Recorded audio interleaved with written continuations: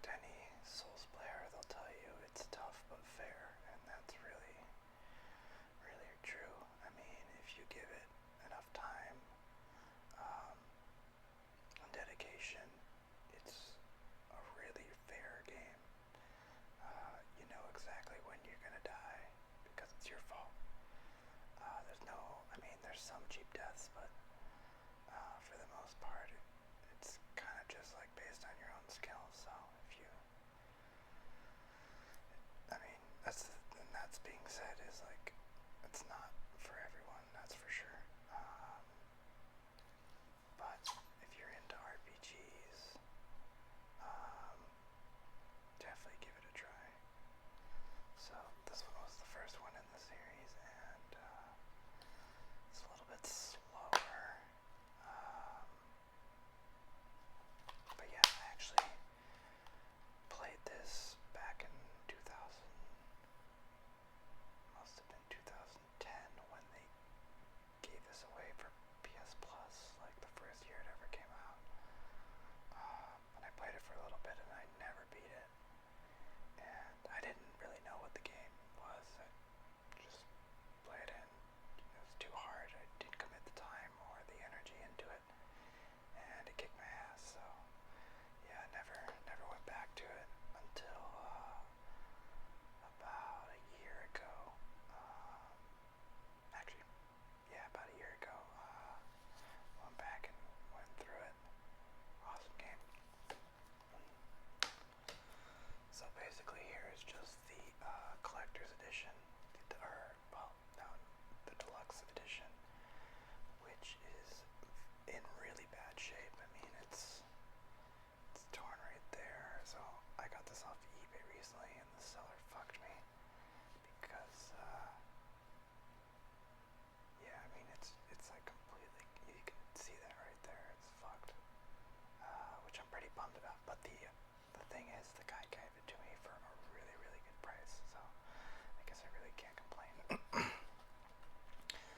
And the thing with this deluxe edition, which is really really cool, is that it comes with a strategy guide. And normally, when I play games, even RPGs, I don't bother with a strategy guide. But these games are so ambiguous and difficult. There's so many technical things going on, stat-wise. I guess more so in the other titles, but still in this game, Covenants, and in this game they had this weird mechanic where it was like world tendencies, and depending on like, I mean honestly I'm gonna have a hard time explaining it, but with you could trigger different events with throughout these different tendencies based on how you played and also kind of how the online system played, or how some of the I don't really know how it works. So this strategy guide is basically really rare, and it's the only strategy guide for this game in English. So it's very sought after within, this niche of games. But unfortunately, I didn't have this when I played through like a year ago. But happy to have it, and I don't want to give away the bosses. Although, don't really feel bad about spoiling bosses for a 7-year-old game. But yeah, anyway, really cool. Really happy to have this, even though it's not in great shape. The strategy guide's in good shape. So yeah, happy to have that. So here's the first one. First Dark Souls. Demon Souls was a PlayStation exclusive, and I'm not really sure what led it to be Dark Souls and multi-platform, but this was the first multi-platform game for Xbox. And then later they came out with the awesome PC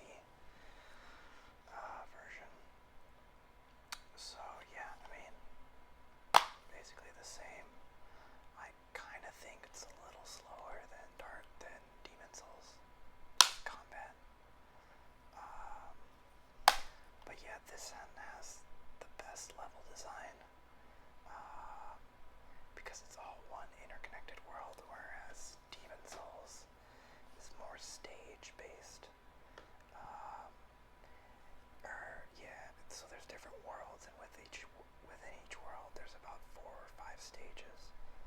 Uh, so it's more straightforward, even though the level design is still pretty good.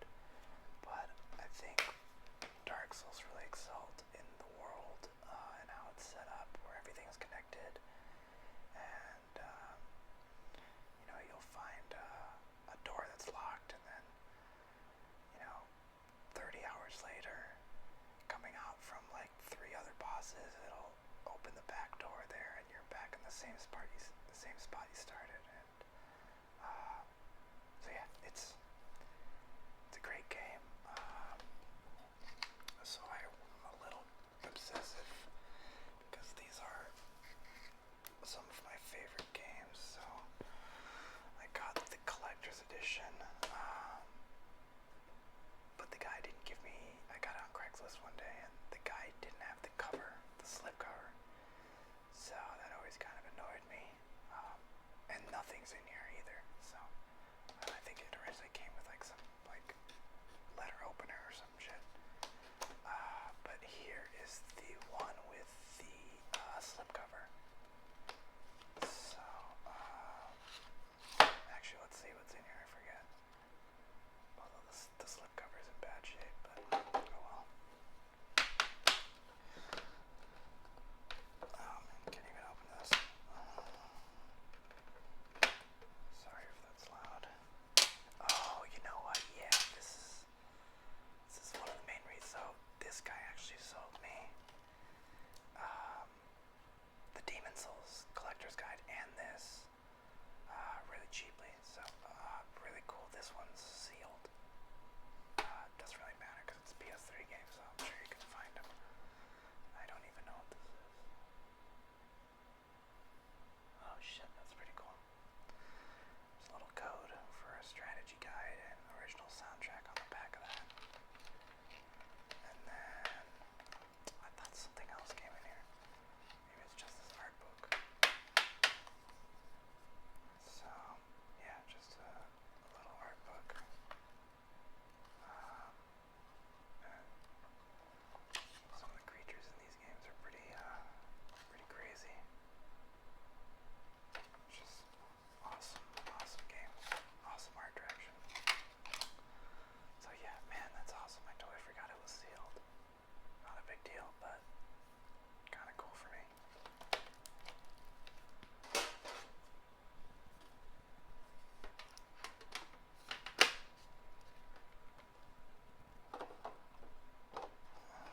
Oh man, yeah, that's bent to shit. Damn, that sucks. Yeah, this guy really didn't take care of his things. Again, he sold me this very cheap. So, I can't really complain. So, with that is and if you're playing through these, you'll probably want, I can't even fit this in the frame. If you're playing through these games, you'll probably want the strategy guides. I mean, these are super in-depth and really helpful. And see, you can see here that's like all the items, enemy placements. They also do, I think they do it by like how difficult the enemy is, boss locations, bonfire locations. Then it's all like listed up here. Items, bosses, like rings, weapons. So I mean it's broken down. And then at one point I think it's basic, like half this book is literally just like stats. And kind of like upgrade paths when you hit a certain soul level. I'm pretty sure that's how that's laid out. And then yeah, so some of these are just like enemy stats, like what their HP is, and like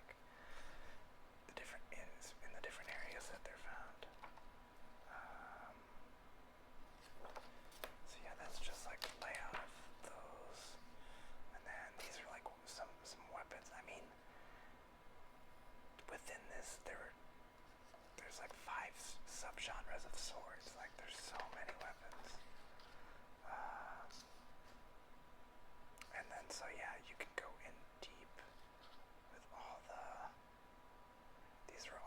This is like the stats for every single type of upgrade for just that one weapon. And, yeah, I mean, it's super in-depth. These strategy guides are some of the best strategy guides I've ever played through. You know, spells and NPCs, and man, yeah, these games too, they're really cool. Like, they're so ambiguous and the story's so clouded, and has like so much lore behind it, and it's really cool. There's like NPCs and you can do random side quests, and they're not like laid out. They don't like give you like a quest log. It's just like they might just tell you like a random sentence or two, and just based on that, you gotta try and figure out what they're trying to tell you. So, going to this, Dark Souls 2.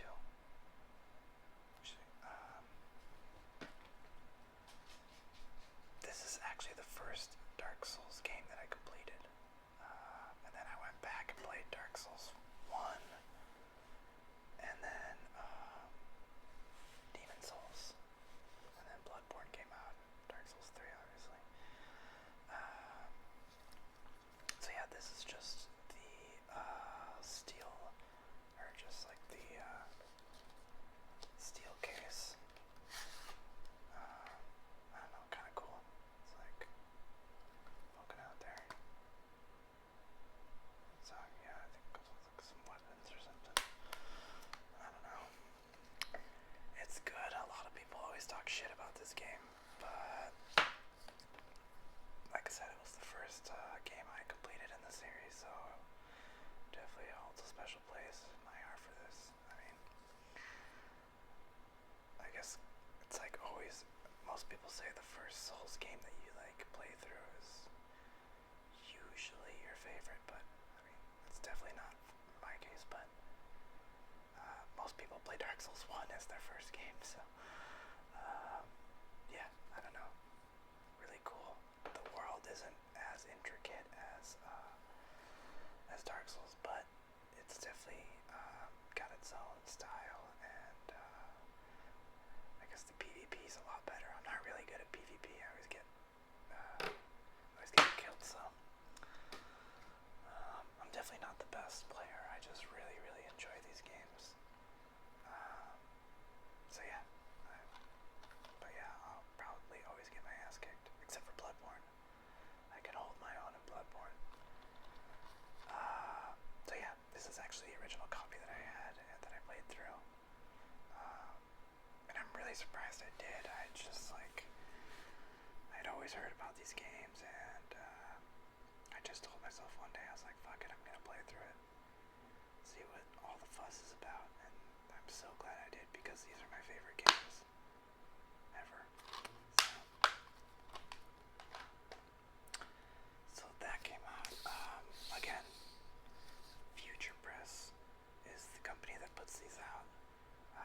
At least most of them, except for the Demon Souls and the newest one, which I'll talk about here in a second. But yeah, again, these are like ridiculously like detailed. Like, look at the boss. Alright, so this is like one of the 20 bosses in the game, not including DLC, and it just shows each type of attack. Because it's all about like memorizing attack patterns. So I mean, this probably goes to the next page, because yeah, exactly. So look how many attacks there are just for that one boss, and then we're still over here. We're still going. So I think that's probably it for that one. But yeah. So I mean, just like that was 3 pages for one boss, just describing its attacks. Just to give you an example, I mean, they're very elaborate. So here we have Dark Souls 2, Scholar of the First Sin. So a big complaint about Dark Souls 2, the original game, is that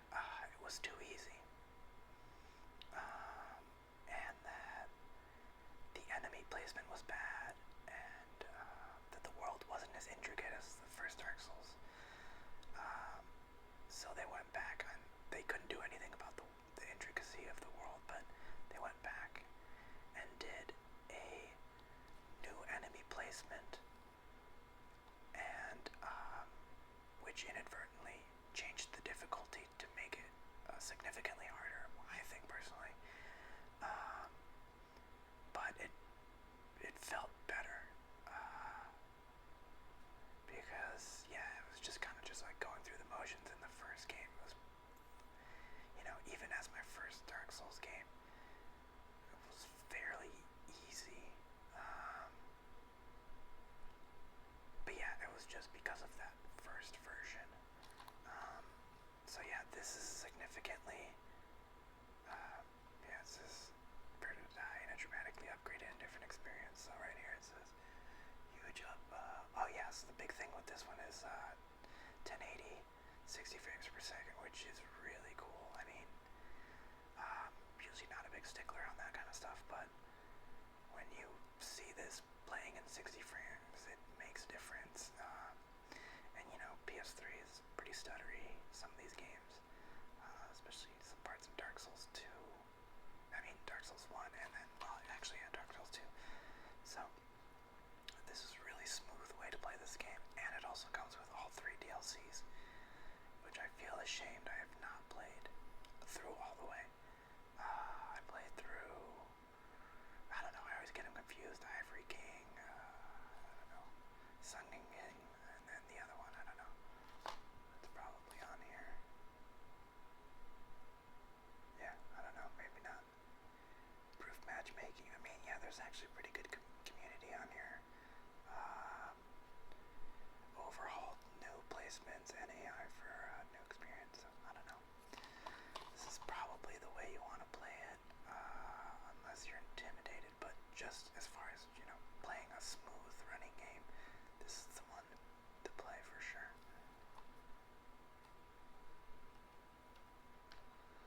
Alright, getting down, my battery's about to die. We'll see how much I get through. So, I guess I'll just go in order of the series. Well, I guess I'll just go in order of Dark Souls. So this is the most recent one. Definitely my favorite in the Dark Souls series. Nothing really special about this. Day 1, I think it has like a couple things extra. Soundtrack. But goddamn, this game is fucking amazing. It just looks awesome. I actually was so desperate to play it. I created a Japanese account because it came out in Japan a few weeks early, and I bought like PSN money in yen and purchased this, and I played through it 2 times before the US release. So I'm on my way to platinuming this game. But oh man, it's so good. The bosses, the feel, much faster, and Bloodborne right here is the fastest game, but this is like a good blend between the 2 series.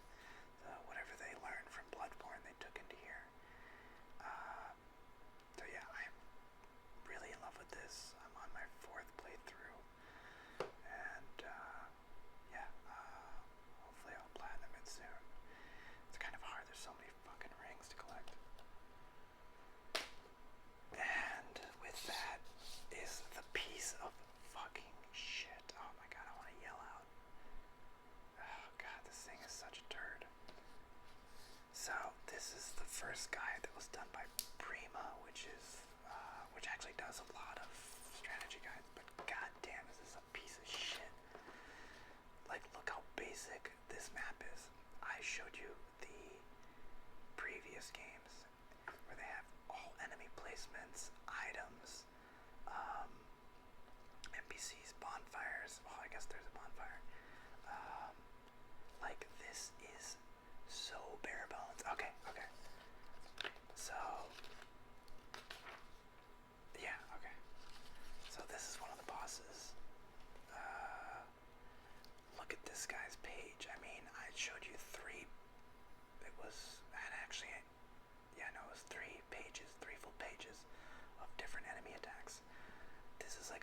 a short paragraph on one stage, not attacks. And the second stage of the fight, there's literally no information. It's ridiculous how fucking half-assed they made this. I mean, it's like just it's a fucking shame. It really is. Because I definitely use these quite a bit, and like there's no stat page for like when you scale up. Like just super basic, like weight ratio, like just shows you the weight and like basics, like base stats, like not upgraded stats. So, and oh my god, the NPC. Okay, so there's a lot of NPC like quests. I mean, this is just laid out like shit. I'm so disappointed. I don't think I really used it, and that came in this like bullshit. Oh man, I'm gonna drop it. Like collector's edition. Yeah, the strategy guide came with the fucking collector's edition. I just wanted to milk you for your money, and I gotta say they got mine. I don't know. There's a bunch of bullshit. I don't feel like opening this up. There's nothing in here. There's a fake Estus flask that was like cost like $1 to make, and yeah, I feel super burned by that. The collector's edition is pretty cool. I haven't honestly opened it. I basically just got the game and took it out. I'm in the process of kind of moving here in the next couple weeks, so I'm just gonna wait until I have a place to display that before I take it out, really. And that brings us to my favorite game in the series, the one that really clicked with me, and that's Bloodborne. The reason for that is because it's just, oh my god, it's so good. It's basically because it's a lot faster than the other games, very action oriented. So it plays out more like kind of Devil May Cry, not like combos and shit, but yeah, just more. It rewards you for being aggressive, and there's like a cool like health regeneration mechanic. So yeah, I mean, man, this game is awesome. Probably my most proudest, I don't even know how to say that, platinum. And also, this has to be my number 2, my favorite game. Probably number 2 favorite game of all time. Because I'd probably say Super Mario World is number 1. So Bloodborne is my number 2 favorite game of all time. Obviously that doesn't really mean much from a stranger on the internet, but I've played all a shit ton of games in my day. And yeah, this one tops them all. And again, same thing with the Dark Souls. These were made by Future Press, and actually, these were also collaborated with one of the biggest YouTubers in the Souls community, Epic Name Bro. He helped fucking write this. So one of like the biggest celebrities within the Souls community basically co-wrote this. And yeah, I mean, it's just super in depth. Again, just exactly like the Dark Souls. And these are Future Press, and oh man, there's like, just look at they show the transformations of the weapons and the different attacks. They like illustrate how, like, I mean, just so, like, just goes on for pages. Like, I just skipped through 10 pages right there of just like animations. Fantastic. So, and then of course, because they're so badass, they even released a strategy guide for the fucking DLC. Like, are you kidding me? Oh man. that's why I'm just extra disappointed that they didn't do this for Dark Souls 3. But yeah, I mean, this is, this is a pretty, what is this, like 300 pages? 200? Of just DLC material. So,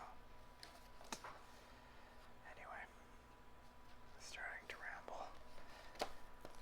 Yeah, I really, really recommend these games for what it's worth. And yeah, honestly, probably try Bloodborne if you have the opportunity.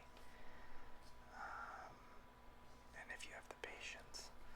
But I'm telling you, the feeling you get from completing one of these games, let alone just like a boss or an area or a few enemies, is unlike any other game I've ever played. I mean, maybe like some old Mega Man games, you get that like exhilarating feeling, but honestly, not even close. Like,